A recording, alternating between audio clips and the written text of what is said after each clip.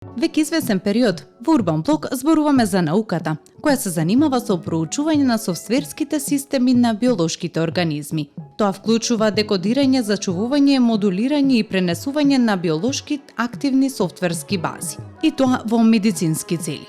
Откривме дека се наменети за лекување и излекување на патолошки состојби кај сите живи организми. Но секогаш има прашање плюс на оваа тема. Овој пат ние ги консултиравме нашите стручни соработници од Центарот за биоинформатика, за кои патологии најчесто се јавуваат пациентите. Одговорите ги има Сузана Велковска во продолжение.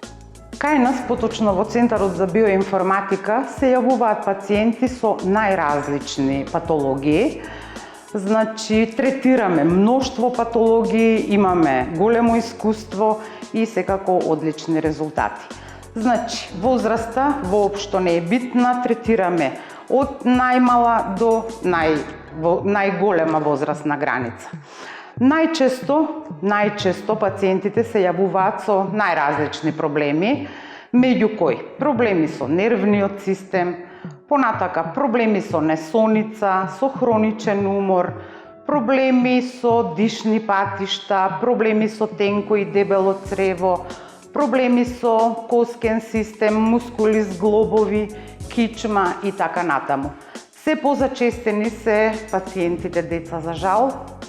Значи, третираме состојби, најразлични состојби кај децата, меѓу кои можам да ги споменам како најчести проблеми со тенко, дебело црево, аутизмот, задоцнување со говорот и така натаму.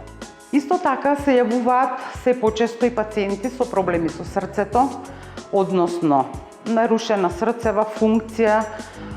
Имаме одлични резултати и на тој план, значи зголемување на функцијата на срцето, регенерација на срцевиот мускул и така натаму.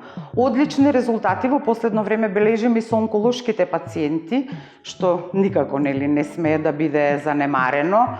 Понатака се јавуваат пациенти со проблеми со очите, односно со видот. Нашата терапија се покажа како одлична во регенерацијата на заден сегмент на окото и уште многу патологии со кои што имаме одлични резултати.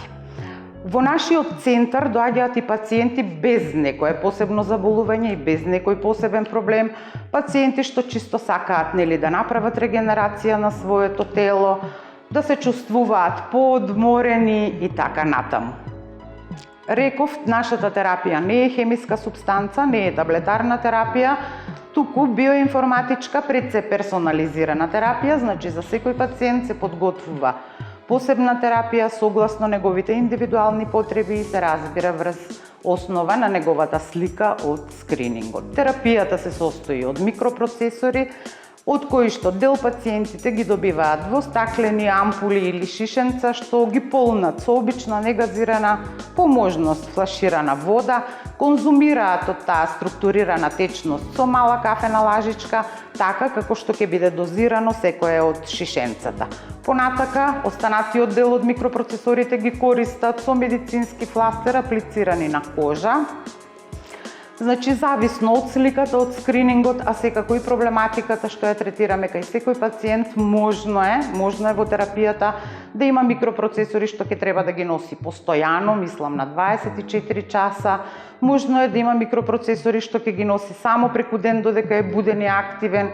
Терапијата се користи 45 дена во домашни услови, значи ние овде ја подготвуваме, се разбира доколку пациентите сакаат, не обврзувачко е дека секој мора да земе терапија.